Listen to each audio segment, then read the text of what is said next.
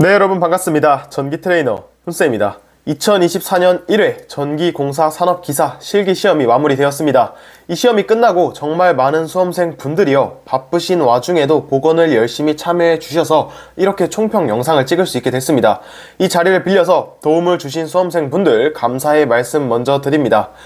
그런데요, 이 전기공사 산업기사 같은 경우는 다른 전기 자격증에 비해서 시험에 응시하는 수험생 분들이 다소 적죠. 그렇기 때문에 지금 사실 복원이 완벽하게 되었다라고 말씀드리기에는 조금 부족함이 있습니다. 영상을 보시면 아시겠지만 아직 배점이나 문제 순서 그리고 몇몇 문제의 경우는요, 아직 정보가 많이 부족합니다. 그럼 왜 복원도 안 되었는데 총평 영상을 찍냐? 네, 이 영상을 보고 계신 분들의 도움이 필요합니다. 총평을 보시고 하단의 수험생 분들이 기억하신 부분에 있어서 자유롭게 작성을 해주시면 저희가 참고해서 이번 주 중에 있을 양질의 가복원 영상이 될 수 있도록 노력하겠습니다.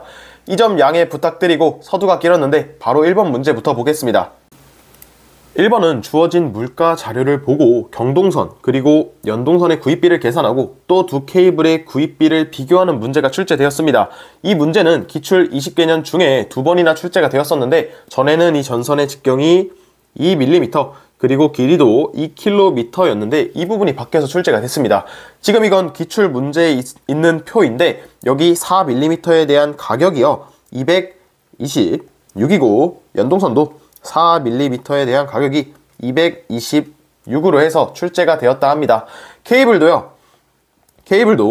22제곱m일 때 가격이 EV가 1012 그리고 CV가 22제곱m일 때 1112 해서 기출 문제와 풀이가 동일하기 때문에 크게 어렵지 않았을 것 같아요.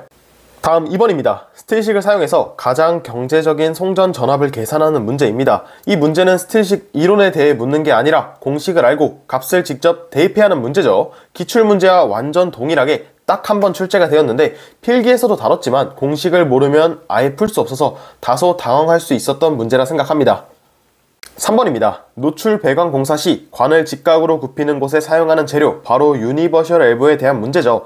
다소 예전 기출이지만 2002년도 1회, 2006년도 2회 총 2번으로 완전히 동일하게 물었기 때문에 내가 기출문제 20개년을 잘 풀어왔다면 바로 작성해 주셨을 것 같아요. 다음 문제 4번입니다. 중성점 접지를 왜 하는지 목적 2가지를 적어야 하는 문제입니다. 이 문제는 그동안 출제되지는 않았던 신출 문제인데요. 그렇지만 여러분들이 필기 전력공학에서도 이 중성점 접지를 해서 이상전압 경감, 절연 레벨을 낮출 수 있고 보호 개전기 동작도 확실하게 할 수 있다, 이런 내용을 익숙하게 들어오셨고 또 실기 문제를 풀면서도 자연스럽게 접하는 내용이기 때문에 신출이지만 오히려 반가웠을 수도 있는 그런 문제가 아니었나 생각이 듭니다. 5번입니다. 각 부하 설비의 총 합과 최대 수요 전력을 가지고 수용률을 계산하는 문제가 출제되었습니다.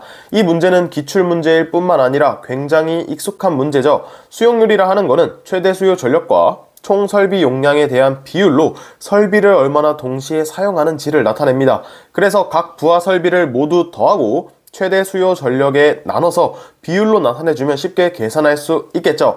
그래서 이 문제 역시 여러분이 보시고 굉장히 반가웠다 할 수 있는 문제입니다. 다음 6번 KC 용어 문제입니다. 바로 가공 인입선에 대한 문제인데요. 이 문제도 2015년 1회 기출 문제입니다. 이전에는 총 소문제 3개로 가공 인입선, 지중 인입선, 연접 인입선에 대한 정보를 주고 빈칸을 채워야 하는 문제였는데 이렇게 가공 인입선에 대한 내용만 뽑아서 출제가 되었습니다. 그렇지만 여러분들이 기출 문제를 풀어도 단답, 특히 KC 용어까지 모두 다 암기한다는 건 사실 조금 어렵죠. 그래서 기출 문제였지만 이 문제도 모르면 그냥 틀려야 하는 문제이기 때문에 다소 까다로운 문제다라고 생각을 합니다. 7번입니다. 가로등 공사의 줄터파기 등 현장 여건상 불가피하게 정규 버킷 대신에 세미 버킷을 사용하는 경우 버킷 용량은 굴삭기 규격의 몇 %를 적용하는지 빈칸을 채우는 문제입니다. 이 문제는 신출이고요. 이 내용이 바로 전기 품셈 해설서에 해설서에 수록이 되어 있는 부분인데 사실 굉장히 난해하죠. 많은 분들이 이 문제를 보고 적잖이 당황하셨을 것 같아요. 출제자가 아무래도 시험 난이도를 조절하기 위한 그런 문제를 출제하지 않았나 생각이 듭니다. 그래서 전기 품샘 해설서에 수록되어 있는 것처럼 세미 버킷을 사용하는 경우에 그 용량은 굴삭기 규격의 50%를 적용한다 라고 명시되어 있습니다. 8번 문제입니다. 삼상회로에 설치된 계기용 변압기, 각각에 위치한 전압기의 지시값을 구하는 문제입니다. 이 변압기 권수비에 따라서 아니면 전압기 위치에 따라서 2차 측 전압을 계산하는 문제는 굉장히 출제가 많이 되었죠. 3번 정도는 기출이 되었는데 게다가 그림도 항상 동일하게 출제가 되어 왔어요. 이 삼상회로 성간 전압만 그동안 3300V 아니면 6000V 이렇게 바뀌어서 출제가 되었는데 이번에는 기출과 동일하게 6600V로 출제가 되었습니다. 어찌됐건 이 V1만 이 양단 전압이 계기용 변압기 2대의 위상차를 고려를 해서 루트 3만 곱해 주었다면 나머지 소문제는 권수비를 고려해서 모두 쉽게 맞추셨을 거라 생각을 합니다. 이어서 9번 릴레이 시퀀스 도를 보고 Y의 논리식, 진리표, 타임 차트, 논리 회로까지 작성해야 하는 문제가 출제되었습니다. 이 형태로는 그동안 출제되지 않았기 때문에 신출이라 할 수 있지만 사실상 시퀀스 회로의 변형 문제죠. 크게 복잡한 형태가 아니었기 때문에 신출이지만 동작 상태를 보고 차근차근 풀이하셨다면 오히려 반가운 문제가 되지 않았을까 생각을 해봅니다. 다음 10번입니다. 그림을 보고 해당 부분에 대한 명칭을 작성하는 문제입니다. 실제 문제에서 이 특고압 가공 전선로의 전주를 이렇게 위에서 아래로 바라보았을 때 평면도가 주어졌다고 해요. 지금 이 평면도는요, 이전에 기출되었던 그림이고요. 실제 그림과 약간의 차이가 있었다라고 제보를 해주셨습니다. 그래서 기출문제에서 약간 변형이 된 신출 문제로 많은 분들이 이전 기출과 달라 어려움을 겪었을 것 같아요. 이 그림은 더 많은 제보 후에 가보건 영상에서 좀 더 정확한 평면도를 가지고 풀이해 보도록 하겠습니다. 11번 문제입니다. 이 문제도 10번과 동일하게 기존에 출제된 기출 문제에서 변형된 신출 문제입니다. 이 단답 문제에서 이렇게 변형이 돼서 출제가 되면 사실 굉장히 부담이 될 수 있는 부분이죠. 각 소문제마다 애자의 내용이 쭉 있고 명칭을 각각 작성해 주셔야 하는데 아직까지 이 소문제 1번과 3번은 이 정리가 되지 않아서 우선 이전 기출 문제에 대한 내용으로 한번 나타내 보았습니다. 이 점 참고해 주시고 이 해당 소문제에 대한 내용을 알고 계신다면 댓글에 자유롭게 남겨주시면 정말 감사하겠습니다. 다음 12번 각각의 부하 설비 용량에 따른 변압기 용량을 계산하는 문제입니다. 이 문제도 이번에 새로 출제가 된 신출 문제입니다. 그런데 이 문제가요, 이번 2024년 1회 전기 기사 실기에도 면적만 바꿔서 동일하게 출제가 되었습니다. 대신에 정말 틀리라고 낸 것까지는 아니죠. 면적당 부하설비 용량을 연 면적에 따라 전체 용량을 구해주시면 변압기 용량을 어렵지 않게 구할 수가 있는데 다만 이 전기기사 문제가 출제될 만큼 이 전기공사 산업기사 문제가요, 이 최근 합격률 시험 난이도를 보시면 합격률도 낮고요, 난이도도 전기공사 기사와 비교했을 때 크게 차이가 나지 않아요. 오히려 더 어려운 거 아니냐라고 말하시기도 합니다. 그만큼 이 산업기사 난이도가 기사 수준과 가깝다. 그렇기 때문에 이 수험생분들 입장에서 조금 곤혹스러운 부분이 아닐까 생각이 듭니다.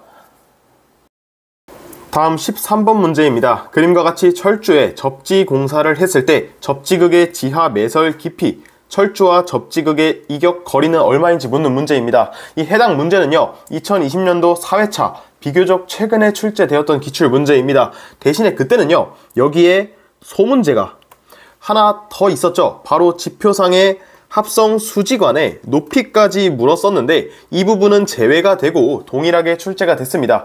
또 이게 KC 문제로 필기 5과목 전기설비 기술 기준에서도 자주 출제가 된 내용이죠. 그래서 많은 분들이 어렵지 않게 점수를 가져가시지 않았을까 생각을 합니다. 14번입니다. 삼상 3선식 전선로에서 각각의 정전 용량이 주어지고 변압기의 중성점 잔류 전압을 묻고 있는 문제입니다. 이 문제는요, 완전히 기출문제였죠. 2016년 1회차, 2020년도 1회차에서 총 2번 출제가 되었는데 이번에도 숫자 하나 바뀌지 않고 그대로 출제가 되었습니다. 공식을 아는지 여부에 따라서 이 정답 여부가 극명하게 갈리겠지만 이게 필기 전력공학에서도 동일하게 출제가 되어 왔고 실기에서도 2번 이상 출제가 되었기 때문에 많은 분들이 충분히 맞출 수 있었던 문제가 아니었을까 생각이 듭니다. 다음 15번 그림을 보고 접지 시스템의 종류를 맞추는 문제입니다. 접지 단자함을 보시면요. 이 특고압, 고압, 저압부터 이 필의 설비, 통신까지 전부 묶여있는 이건 통합 접지죠. 기출문제에서도 꾸준하게 등장해 왔기 때문에 여러분들이 충분히 작성하셨을 것 같아요. 16번입니다. 알루미늄 선을 동일한 저항인 경동선으로 대체하려고 할 때 이 전선의 단면적은 어떻게 선정을 하는지 계산하는 문제입니다. 이 문제도 마찬가지로 15년도, 18년도, 21년도 꾸준하게 출제가 되었던 문제죠. 그래서 여러분들이 이 문제를 딱 보았을 때 어렵지 않게 오히려 반갑게 잘 풀어주셨을 거라 생각을 합니다.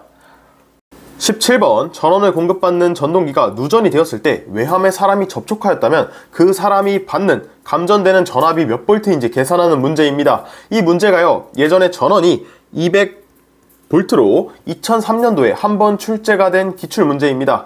오래된 기출문제이기 때문에 생소할 수는 있지만 그런데 사실 이거는 회로이론 문제죠.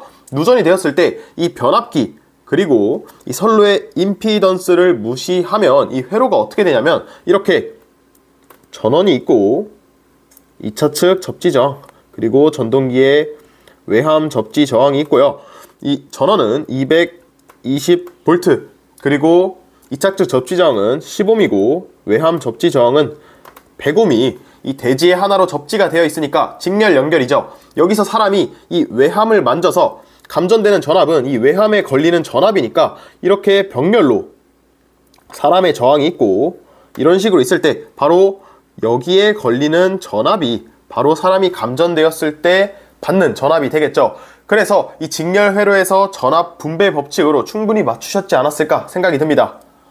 18번 이 지중전선이 다른 지중전선과 접근하거나 교차하는 경우에 이 지중함대 이외의 곳에서 상호 간의 이격 거리가 저압 지중전선 그리고 고압 지중전선에 있어서는 몇 미터 이상이고 저압이나 고압의 지중선과 특고압 지중전선에 있어서는 몇 미터 이상이 되는지 작성하는 문제입니다. 이 문제는요 이 한국 전기 설비 규정에 이 지중전선로의 이격거리에 수록되어 있는 내용인데 신출 문제죠. 사실 이 방대한 전기 설비 기술 기준을 모두 공부하지 않는 이상 기출문제 외의 규정 문제는 사실 거의 맞추기 어려운 문제입니다. 그래서 여러분들이 이 문제를 보았을 때 충분히 당황하실 수 있었던 문제고 아마 난이도 조절을 위한 문제이지 않았나 생각이 듭니다.